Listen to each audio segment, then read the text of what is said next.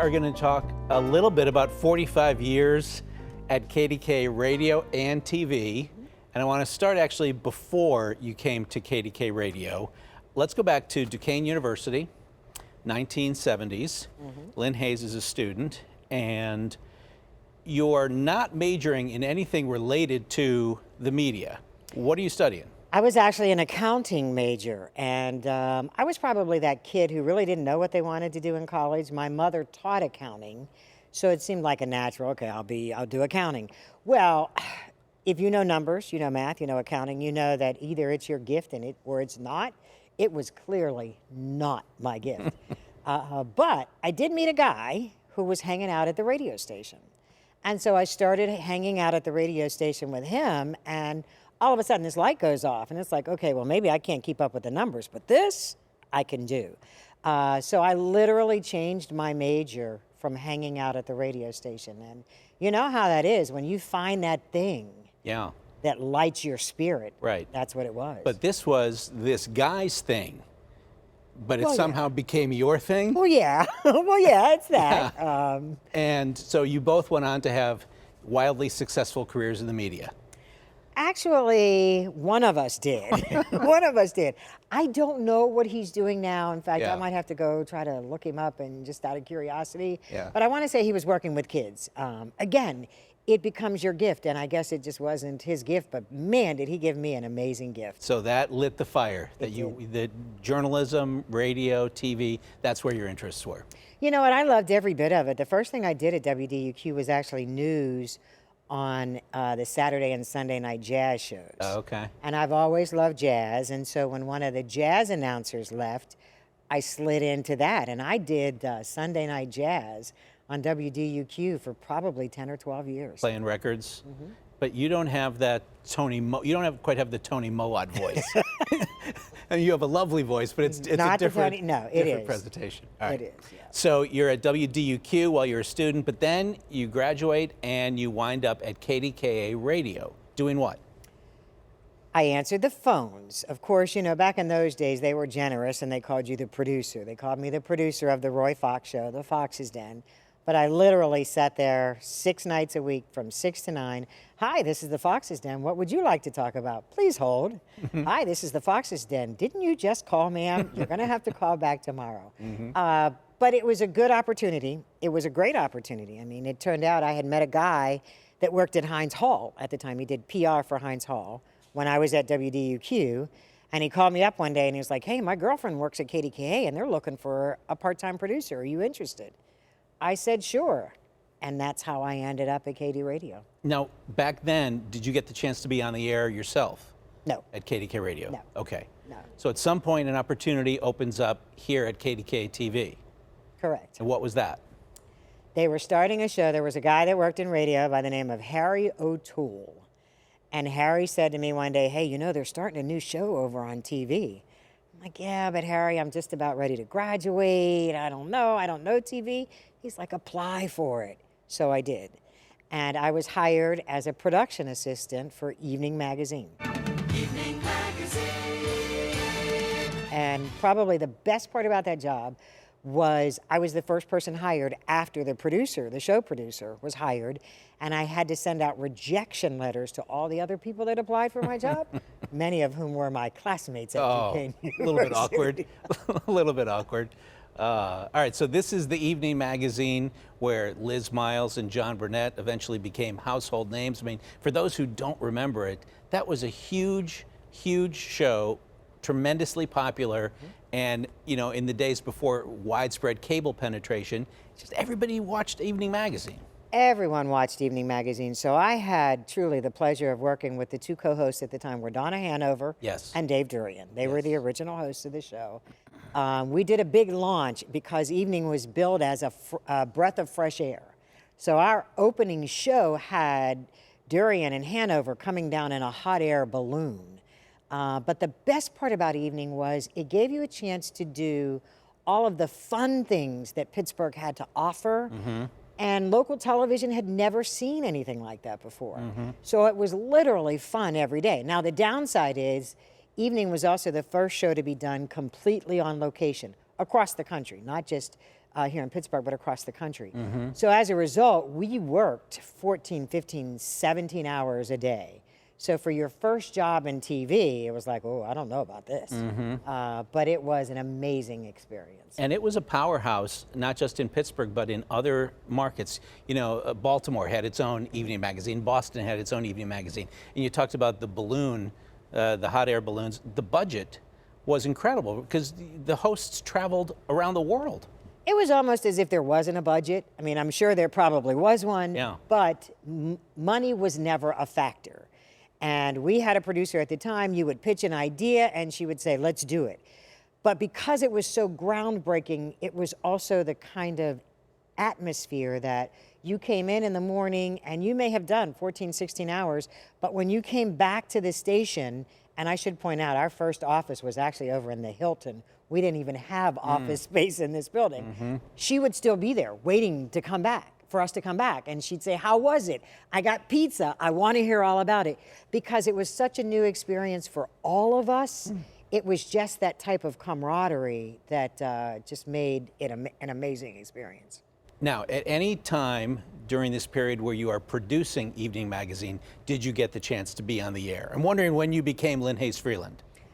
You know what? Somewhere in there, actually, no, not. The whole time I was at Evening Magazine, I was a field producer. Strictly behind the scenes, okay. Right, and I did things like Yvonne Zanos was one of my first hires for Evening Magazine. She was a contributor for the show. So I did that for several years, and as I said, it was just a lot of fun. But then I kind of reached a point where I wanted to do something more substantive. I just felt like, okay, this is fun, but there are real life problems, real life issues in the world. So I transitioned to the programming department, and then I produced and directed a myriad of public affairs programs.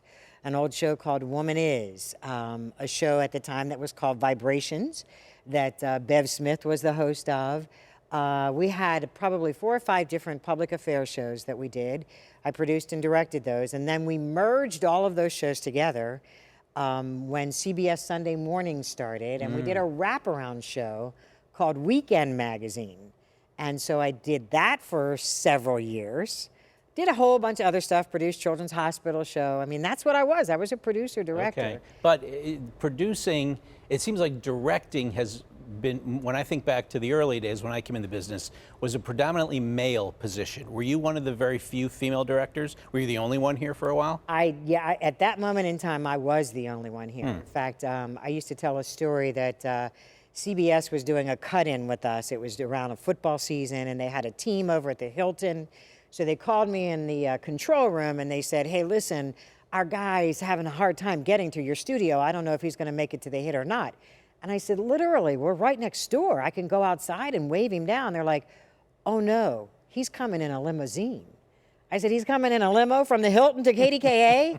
And at that moment, this guy from CBS in New York says, hey, fellas, they got a woman directing in Pittsburgh. Can you imagine? Imagine that. And I said, can you imagine sending a limo to bring a guy from right next door? So yeah, it was an extreme rarity at that time. Yeah.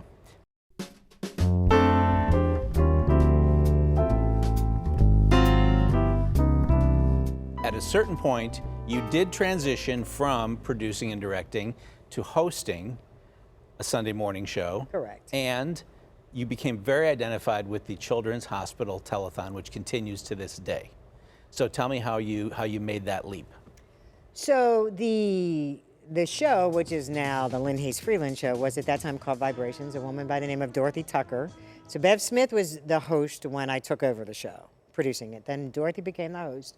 Dorothy had an opportunity to go back home to WBBM in Chicago. And so when I went to talk to the then general manager, and he said, basically, nobody knows this show better than you. Why don't you do it? And I had done one other thing on camera before, and it was a catastrophe. It was a show called Artcetera, which probably says it all. The name probably says it all. Tortured, yeah. Yeah. So, you know, I said, okay, we'll give it a try. And literally, I did that first show, and I sat here the whole time doing this, opening and closing my legs, to the point that my mother was like, sweetie, you can't do that on television. Mothers are the harshest critics, biggest supporters, but harshest critics. Absolutely. Yeah. But, you know, it's like everything else. You keep coming back, and it gets more comfortable, and it gets more comfortable. So you must have liked it. I did. Yeah. I did. Yeah. And then that became, so that was Vibrations. It eventually changed names to the Lynne Hayes-Freeland Show. How did that happen? How did you get your name on the show? You know, it is the same general manager who suggested that I host the show, a guy by the name of Joe Burwanger. And we were in a meeting one time, and Burwanger said, you know what, every call I get, they call it the Lynne Hayes-Freeland Show. They call it the Lynne Hayes Show. I think, no, I was Freeland by then. He said, why don't we just call it the Lynne Hayes-Freeland Show? Because Vibrations at that point began to feel dated. The name began to feel dated. So who am I to say, no, I don't want my name on the show? All right.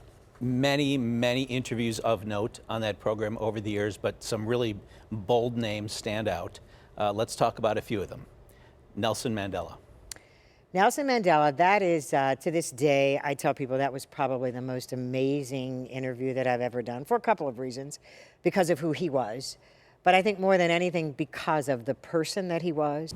I would imagine, and you correct me if I'm wrong, certainly looking at the personal sacrifices, the personal prices that you have paid in this walk to freedom, it is, you've got to have a lot of emotions. I don't know if they are anger, bitterness. Well, there were certainly moments when I was in prison when I felt angry about having been deprived of the opportunity to give protection and security to my beloved wife. We literally had to go to his hotel room at 6:30 in the morning. It was myself and Kenny Sims, photographer. Now he was in Pittsburgh for a conference, for an appearance? He was here as a part of the lecture series at the University of Pittsburgh, and it was on his first trip to the United States upon his release from prison. So this was all a very big deal. And so we carried his lecture from Soldiers and Sailors on our air live that day. Patty Burns and I co-hosted this lecture series. And then the next morning, I get up and I meet the photographer and we go to do this interview.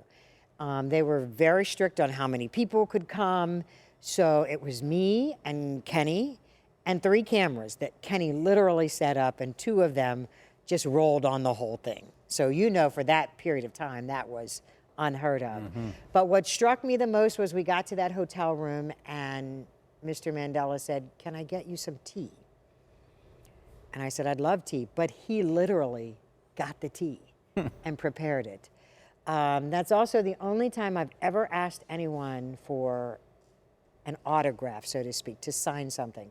And it wasn't for me. There was a woman who had sent me a note and said, I named my son Nelson Mandela. I'm wondering if you could get him to just write something. The son at that time was a newborn. And I said, I'll try. And when I told him that story, he said, absolutely. And he wrote a little note and signed it for them. But he was the most gentle spirit I had ever met. Very soft-spoken. When you thought about everything that he had been through, and at that point I had interviewed his first wife, I had interviewed Winnie Mandela several times while he was in prison. I had interviewed his daughter, Makaziwe Mandela, several times. So I felt a connection to his family, but now I had a chance to talk to him. I'm going to throw some other names at you. Rosa Parks. Did you have any idea what you were starting that afternoon? You said you were too tired to move to another seat on the bus. Not that day, of course. I was only concerned with getting home to take care of what I had to do and get back to my work, and then have the meeting with the young people and try to keep the senior branch records and so on, and get memberships for that. And I was amazed when I saw people taking notice and deciding that if this humiliation had been put upon me.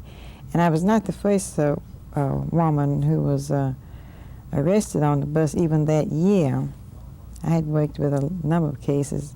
The one that stands out in my mind most was a young girl, 15 years old, who was arrested on the bus. And even at the time of her arrest, she was not as near the front of the bus as I was. You know, again, Rosa Parks was speaking at Allegheny College. So you know how far that is. That's how far we drove to get this interview. But again, what I learned over the years is sometimes the people that you envision as being the most powerful are the most humble. And that's how I would describe Rosa Parks. Very soft-spoken, very matter-of-fact, very small in stature, but you felt the inner strength every time she spoke. She was, again, very gracious. She was very patient. I worked with a photographer who at that time, every light had to be perfect. So sometimes it would take him 45 minutes to set up the lights, but she was very patient. And you left there feeling like, I know why she was elevated to the stature that she was.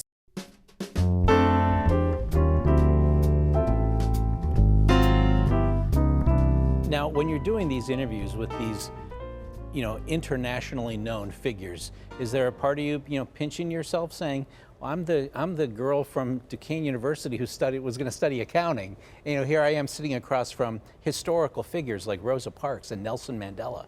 Oh, absolutely. There was a time that Ebony Magazine used to do the 50 most influential African Americans. And every year I would go through, okay, he's been on the show. Okay, she hasn't been on the show. Oh, I got to get him. This is one I'm missing. And there was one year that I had 49 of the 50. Wow. But I never got to all of the 50. Wow. But yeah, you look back, and even now, a couple weeks ago, Melvin Van Peebles, the director, died. And I was like, oh, wait, I interviewed him. I wish the lobby of the Hilton could talk, because that's where we did a lot of our interviews. Mm-hmm. Local television used to have more access to big-time celebrities because they would come here and there weren't that many other avenues for them to be seen and heard. So they would take advantage of a program like yours to connect with people. Oh, yeah. I mean, I look back on that, and I don't remember a lot of no's. I mean, they may have existed, but I don't remember them. I mean, I remember, you know, we jumped through hoops to do so many different interviews. One of the interviews that is going to be a part of the classic LHF show is Louis Farrakhan, who came to the University of Pittsburgh, and I literally had to follow a group of students because he was going to meet with the students after his speech at Pitt, and we literally had to follow the students to find out where he was staying to see if we could get to interview him, and we finally got to him about 2 in the morning. Again, he was staying over at the Hilton. And he did an interview with you? He did an interview. Minister Farrakhan, you have consistently denied being anti-Semitic, but the media has consistently portrayed you as being anti-Semitic. Why is that? It is because Jews are very sensitive, as we are. And if someone is critical of Jews or critical of some aspect of what they do, the first thing that is used as a defense mechanism is that the person is anti-Semitic. So in my judgment, the Holocaust is used to create sympathy, and the term anti-Semitic is used to stifle criticism. I am critical of certain aspects of Jewish behavior. I make no bones about that. But that does not mean that I hate Jews because I criticize them. Jesus criticized them, but he didn't hate them. And, you know, it was right around the time that he was a very controversial figure. Yes. In all honesty, I was scared to death because there had been death threats on this man. He was viewed as being terroristic, almost. And we walk into this room, and he had on a velour sweatsuit. It's 2 a.m., and I look around the room, and he has a kitchen set up in his hotel room because he's afraid to eat the food in the hotel because he's afraid that someone's going to poison him.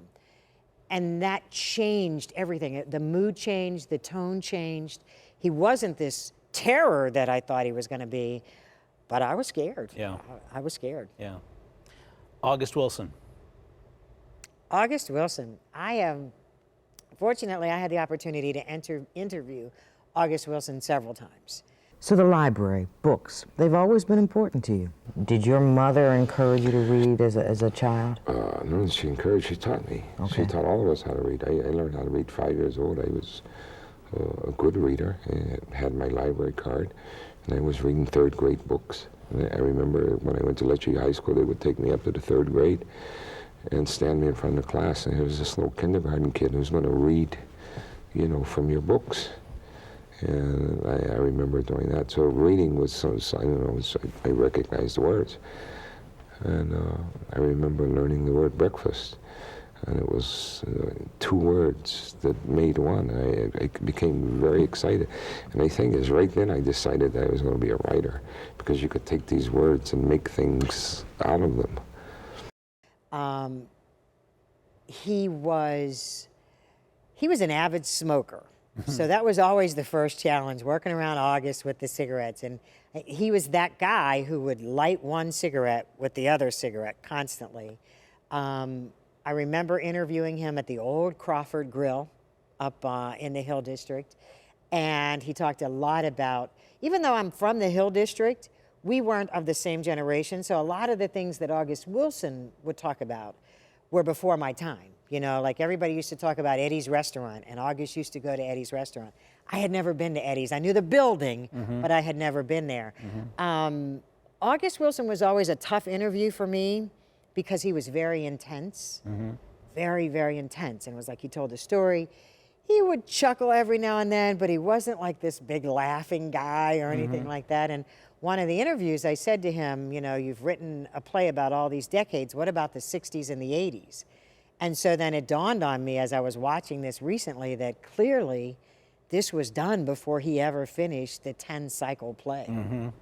I remember Ed Bradley from 60 Minutes came to Pittsburgh to interview August Wilson, and I had reason to view that recently for a project I was doing, and he did. He played his cards close to the vest. I imagine that would have been a challenging interview. Very much so. I mean, he would answer your questions, and he was cordial. Right.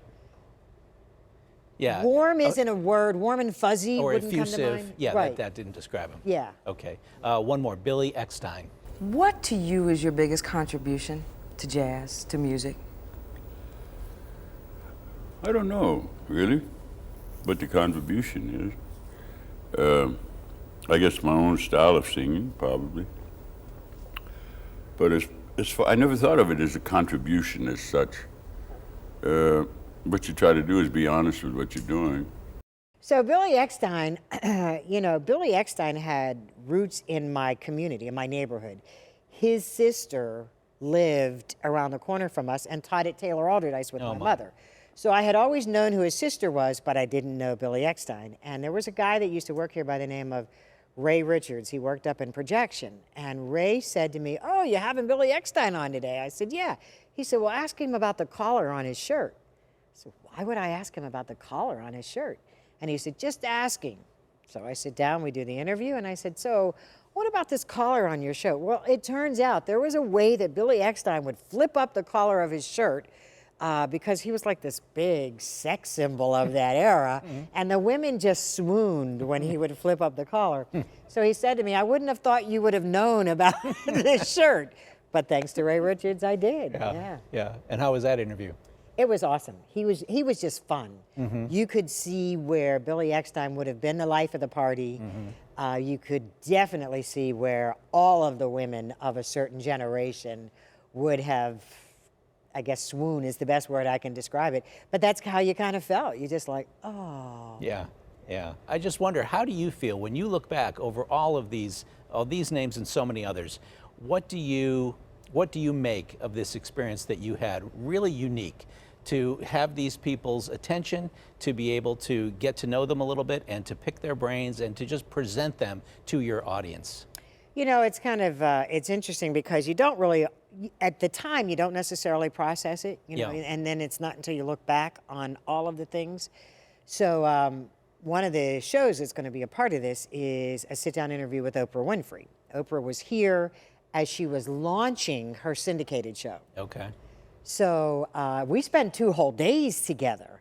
And I was watching that interview the other day, and one of the producers here said, it's amazing how many nuggets of knowledge that she shared even back then.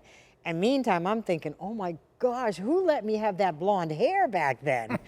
So we're looking at it from 2 different perspectives. But, you know, again, it's like you sit down and some of these interviews, most of the ones I've looked at, and maybe I'm biased, but they're as fascinating today as they were back then.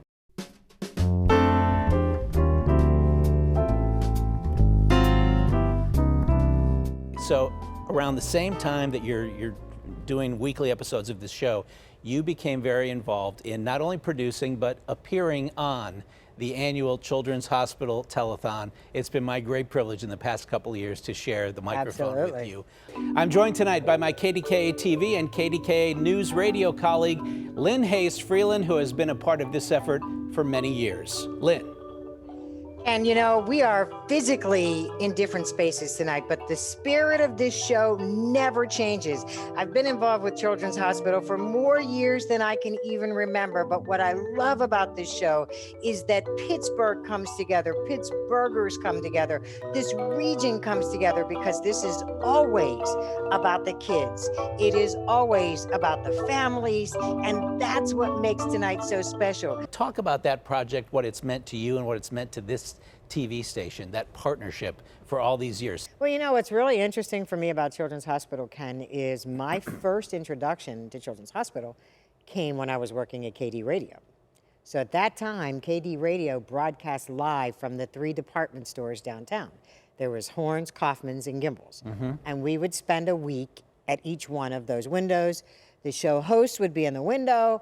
I was outside in the freezing cold as the community would come out, and kids would have cans that they would dump the change in the big fish bowl, and they would get a Farkleberry cookie. So I had respect for Children's Hospital from that moment on, because I realized this is a moment that this entire region comes together. These are kids, these are seniors, everybody comes out for Children's Hospital. So fast forward to when I had an opportunity to produce the television show. It was a big deal here. Bill Burns, Patty Burns. It was 3 hours. It was on Sunday night after the football game, and Bill would always decide when we went off the air, and it was based on how much money we had raised. And if we hadn't raised enough money, we would stay on well past the 11 o'clock show. So that was the first time through Children's Hospital that I got to work with the Burnses. We ended up being very close because we did so many shows together. And in fact, Bill Burns announced his retirement on a Children's Hospital show. I think you can still find that on YouTube. So what more can I say? To thank all of you again, and good night, good luck, and good news tomorrow. I mean, that's a seminal event in Pittsburghers' lives who grew up with Bill and Patty and Daddy. So it's, Bill would wear a tuxedo. Steelers would come sometimes after their games to the hotel, wherever we were hosting the telethon that year, and they would answer the phones.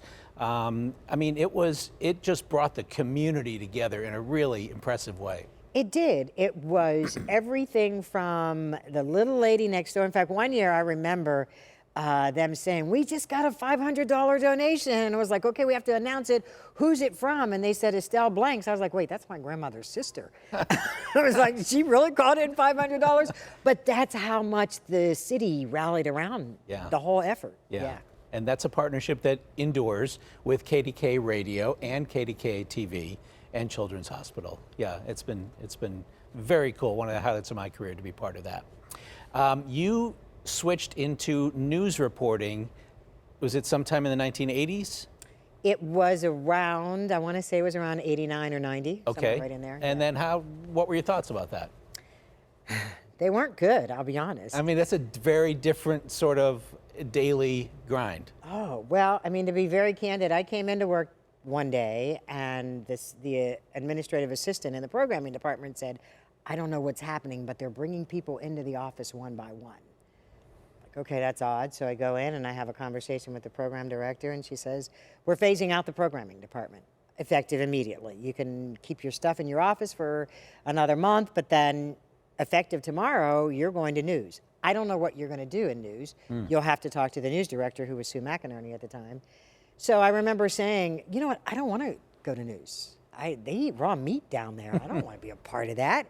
And she said to me very candidly, I have 11 people that I have to lay off. I can make a swap if you want to be in that group. Otherwise, you're going to news. You know what? News will be good. I can figure this out. So I literally came downstairs the next day, had a conversation with Sue McInerney, and she said, you know what? I don't need any more producers, but what I need is reporters. And I'm like, Sue, I have never done news before. She said, no problem. I'm going to have you go out with Harold Hayes for a couple days this week, and then we'll start you on the air on Monday. That was literally my indoctrination. Very quick mentorship. Oh, yeah. From Mr. Hayes. Yeah. But then, you learn from the photographers, right? With the veteran staff that we had, all these guys who'd been on the streets for years. And, right, yeah, I mean, you got up to speed pretty quickly, didn't you? Probably not as fast as I would have liked. The one thing that's been repeated over and over again this morning was don't go out unless you absolutely have to. But yeah, you know what? There were so many little nuances that you learn from photographers. I'll never forget the first time I covered a school bus accident. And I walked over to the bus driver who was standing there in very clear sight. And I said, "Excuse me, I'm Lynne Hayes from KDKA, and I'm wondering if you could talk to me." And the photographer I was with, Darwin Hall, said to me, "First of all, big mistake. You walk over with that microphone and you say, 'What were you thinking about when that accident happened?'" So it's like every day you go out, you learn another one of those tricks of the trade almost. So when it comes to memorable news assignments, for me, when I think back of Lynne Hayes-Freeland's reporting, I think of 2019, just a few months after the tragedy at the Tree of Life. I think I have the date right. I think it was that winter. Yeah. Where you traveled with the New Light congregation from Pittsburgh down to Charleston, South Carolina. Charleston, South Carolina is considered by some to be one of the most beautiful, peaceful cities in the United States. There's a lot of history here that goes back to the early 1800s, but there's recent history here too. Ugly history that connects Pittsburgh and Charleston together forever. What was that? How did that happen? Who invited them? Tell me about that, the whole experience. So I had a friend who was good friends with one of the family members of one of the victims. So she was going on the trip. So she called me one day and she said, "Hey, there's this group, they're going down to Charleston, South Carolina. I'm going to ask them if you can come along on the trip, if you're interested." And I said, Marita Dennis is her name. I said, "You know what, Marita?" I said, "First of all, my dad is from Charleston, South Carolina. So when that shooting happened in Charleston, it resonated in my home. Even though my dad hadn't lived there for years, he knew that church, he knew that street. And so we sat there riveted watching the whole Charleston shooting." So that was the Mother Emanuel Church. Correct. And it was 2015. Correct. So 3 years prior to Tree of Life. Right. Okay, so the church down there invited the congregants from Pittsburgh to come down? Correct. So the minister of the church down there, one of the rabbis here had reached out to him and said, "Hey, listen, you've been through this before. Could you come up here and talk to some of us on how do you do this? How do you get through it? Because there's such a forgiving spirit in your congregation. We're trying to figure this out." So he did come, he met with the member, I don't remember exactly, but he met with a group of people here. And then they decided, we want to meet the people from your church.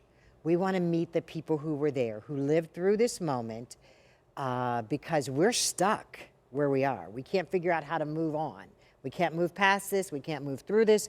Maybe they can help us. So they put together this trip. They decided that they were going to make this trip.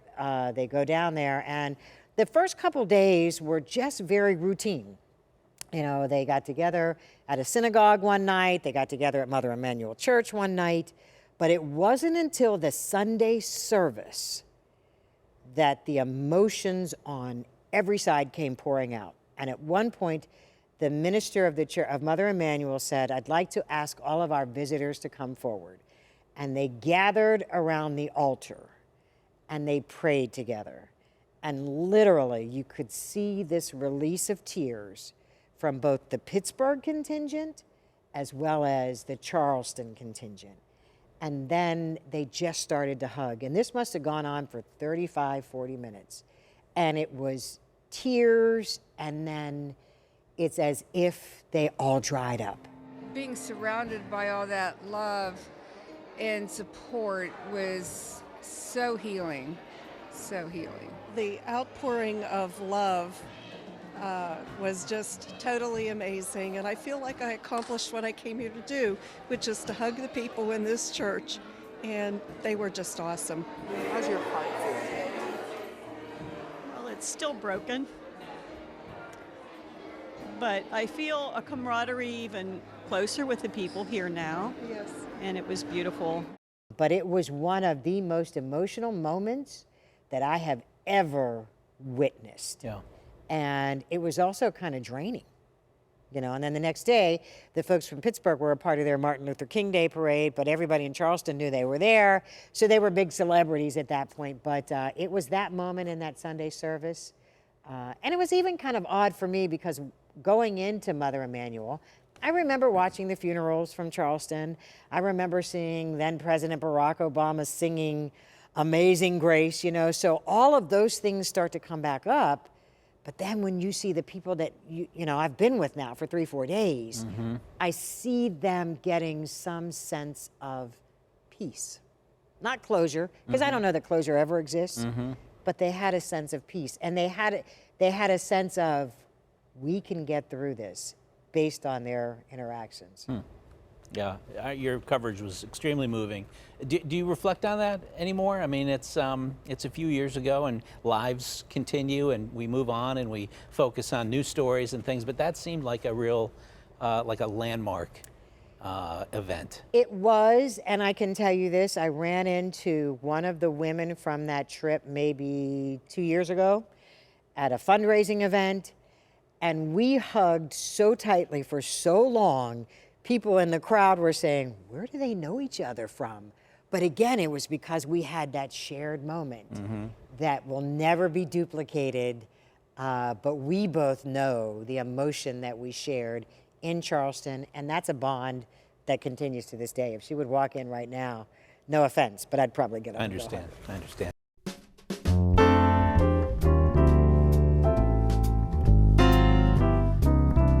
Something else you've done over the years, such a great job with the waiting child segments. All he needs now is a family to support and love him. You would spend some time with a child, hoping to become part of a local family. When you think back on all the children that you got to know and spend a day with, doing a certain activity, doing an interview, what are you most proud of when you think back, when you reflect on that whole series of reports? Oh, easy question. Adoptions. You know, nearly 70% of the kids that we featured on that segment got adopted. And so it was almost like every child had a story, you know, and sometimes they would come to me and say, well, this girl's 18, she's a little older, but she still needs a family. And I'd say, I don't know, that's gonna be a tough one. And then somebody calls and says, I was 18 and aged out of the system. I want to make sure she has a family. I want to make sure she has a prom dress. I want to make sure she has somebody to come home to after the prom. I'm interested in her, you know? Or I remember one time when my kids were young, we were at the wave pool. This kid comes over and says, Miss Lynne, I want you to meet my new mom and dad. I'm like, okay. He was like, I was a waiting child.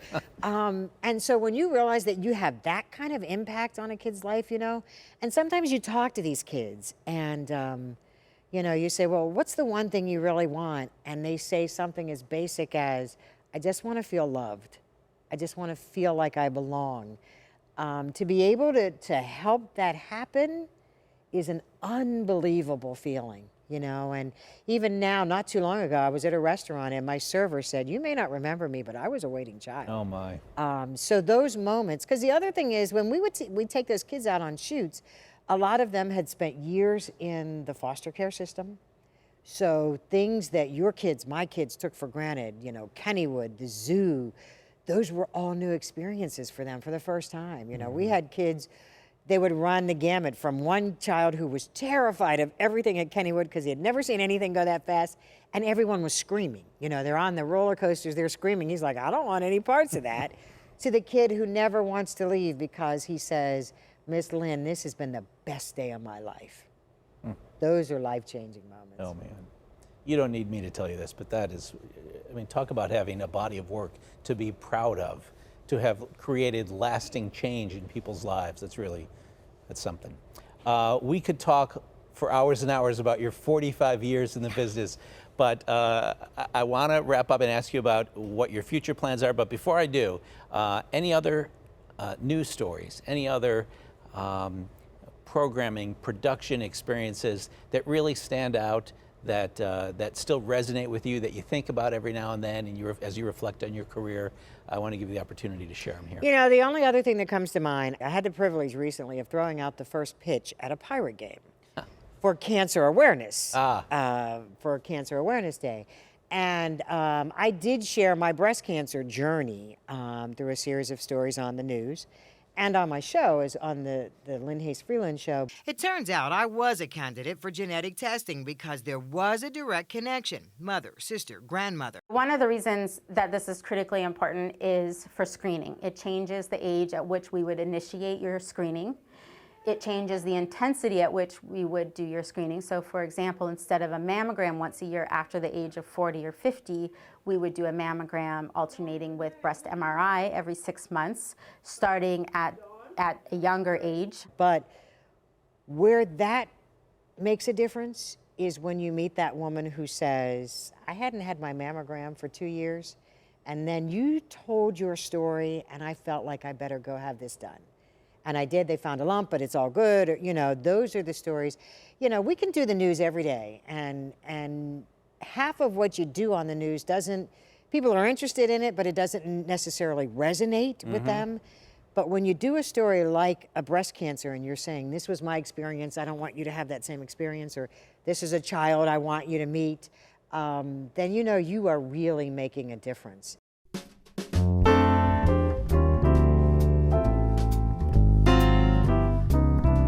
You blazed one final trail at the end of your career by becoming the first full-time Black talk show host at KDKA Radio, correct? That is correct. 10:09 on a snowy, slippery Friday morning. I am Lynne Hayes-Freeland. How did that feel?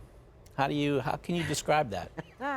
You know what? That was actually a very real consideration when I was trying to decide, is this something I want to do, something I don't want to do?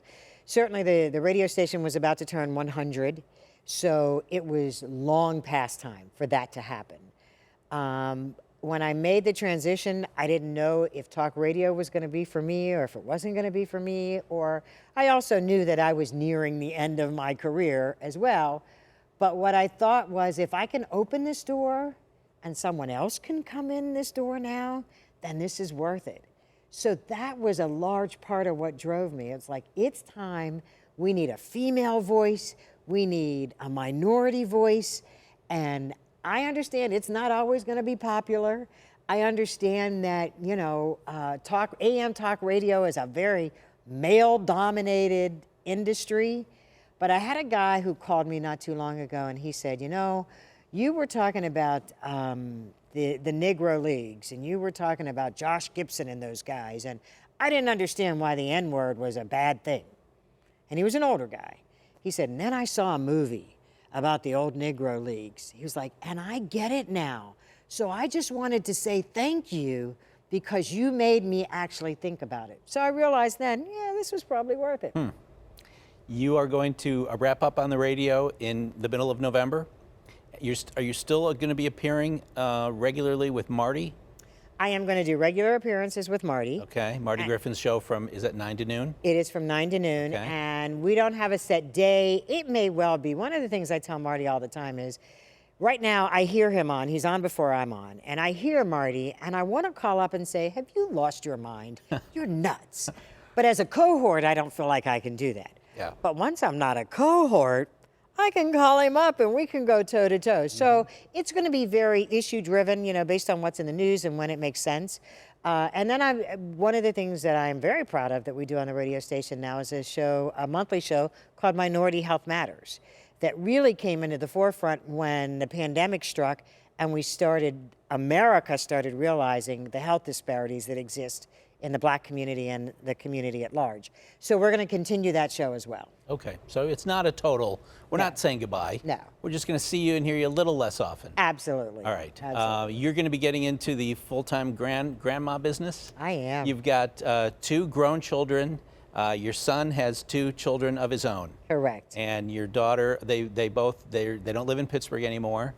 So you're going to be available to be grandmother whenever needed, right? Yeah, you know, that's the other thing. I mean, the timing of this, when the pandemic started, I was going to Atlanta, you know, once, twice a month. It was a regular thing. Then all of a sudden I couldn't go. And that part was okay, but then I started missing birthdays. Yeah. And then I missed Thanksgiving. Yeah. And then I missed Christmas. And was like, this isn't gonna work. This doesn't work for me anymore. The other telling thing was my mom was an amazing grandmother. She took my kids everywhere. And my son said to me one day, Mom, I want you to mean as much to my kids as Grandma meant to us. Well, that was all I needed to hear. That's all she wrote. You knew where you were needed. Absolutely. Well, even though it's not a full and complete goodbye, it's not easy to say farewell. You're one of the pillars of this place, you know, for all the years that you've been part of KDKA-TV and radio, and just Pittsburgh media in general. You know, you're part of the foundation, so you will be missed on a daily basis. And I hope that you're not a stranger, and it's been a privilege working with you. And I look forward to continuing to work with you on the Children's Hospital Telethon and political debates and whatever other projects might come along. Whatever come along, yeah. You know, it's hard when you think about, when I think about the fact that I've walked through the doors of this building every day for 40 plus years. So even coming in here tonight, it's kind of emotional because it's different, and I know I have a couple more things to do around here, but this is where I grew up. I started as a kid here. You know, I got married, I had my kids, I got divorced, I did everything here. And so the people here become your family. Yeah. They become family. Okay, well that's going to continue. That part will continue. There you go. All right, thanks, Lynne. Thank you.